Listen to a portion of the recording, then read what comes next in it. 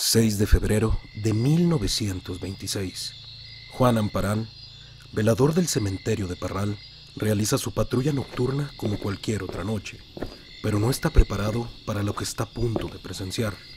Al llegar a la zona donde descansan los restos de Francisco Villa, se da cuenta que la tumba del Centauro del Norte ha sido profanada.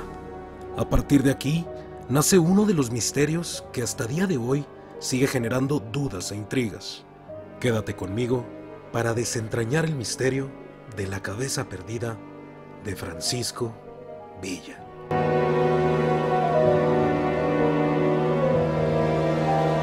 Aunque muchos consideraban al Centauro del Norte como un sanguinario bandolero, mientras que para otros fue un héroe de la Revolución Mexicana, la noticia de aquel hecho conmocionaría a todo México. El ataúd fue desenterrado durante la noche y su cuerpo había sido mutilado. El cuidador no demoró en denunciar la profanación a las autoridades municipales, ya que el cuerpo de Villa estaba incompleto. Había sido decapitado sin dejar rastro del cráneo. Ninguna de las puertas del cementerio estaba forzada, lo que llevó a las autoridades a investigar la posible entrada de los perpetradores escalando el muro que rodeaba el panteón.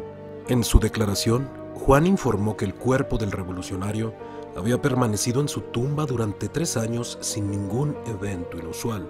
Sin embargo, cuando regresó al cementerio, después de hacer el informe, descubrió que la tumba había sido nuevamente saqueada por buscadores de tesoros, que se habían llevado pedazos del ataúd y otras partes de los restos de Villa. Así fue como inició una serie de teorías que convertirían en leyenda el extravío de la cabeza de Pancho Villa.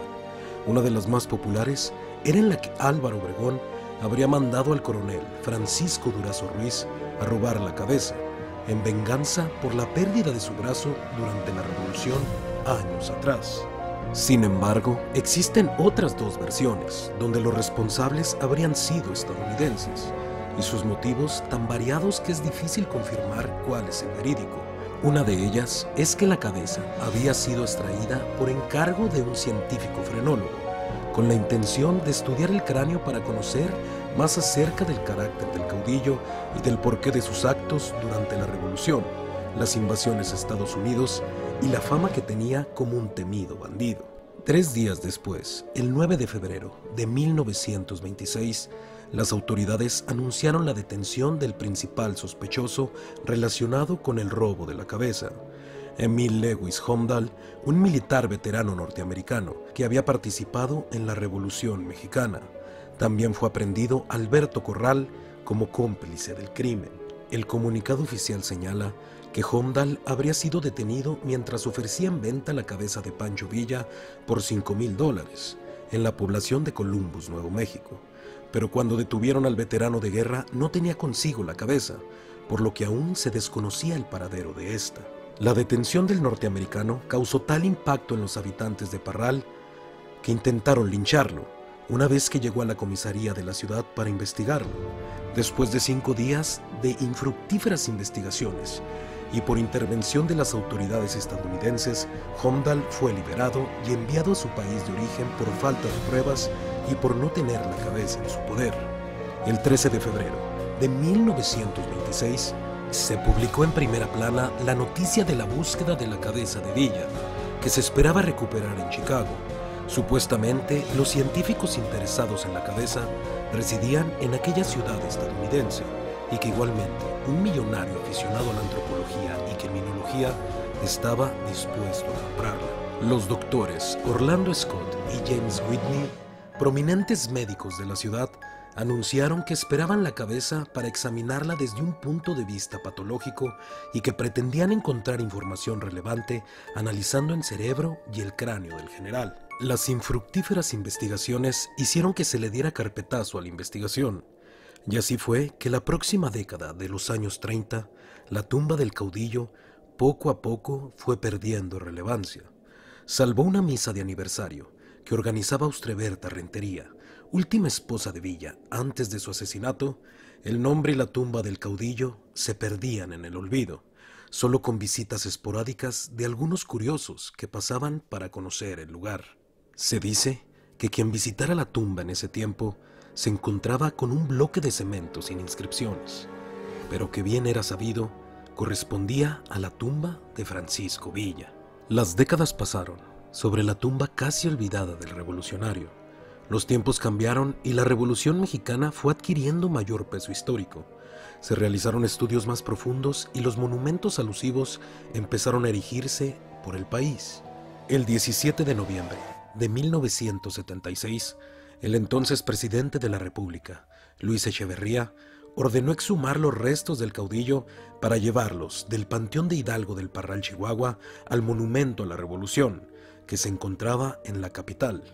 Al día siguiente iniciaron los trabajos de exhumación. Durante todo el proceso estuvieron presentes las últimas 3 viudas de Villa.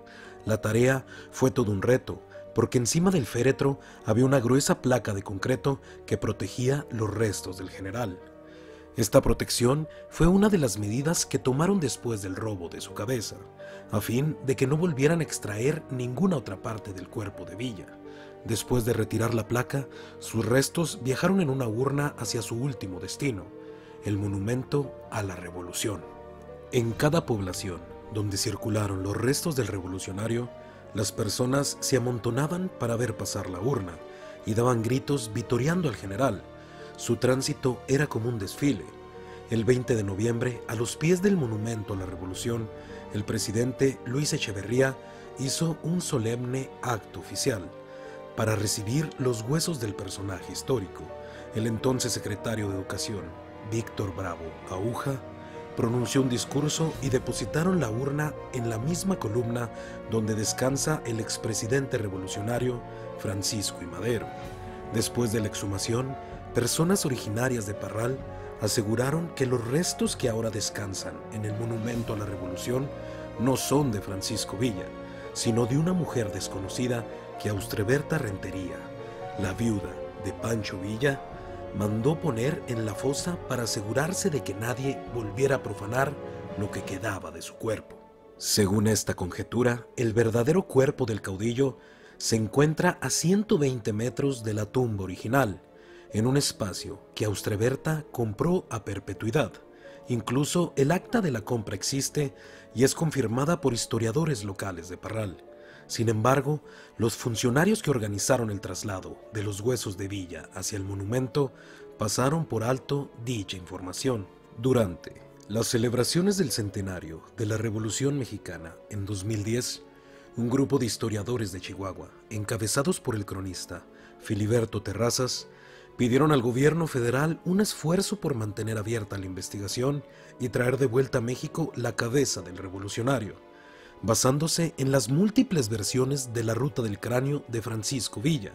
Las investigaciones siguen su curso hasta el día de hoy, buscando en antiguos archivos, tanto de México como de Estados Unidos. Aún se encuentra viva la expectativa de nuevas líneas de investigación para por fin desentrañar uno de los misterios más sonados de la posrevolución.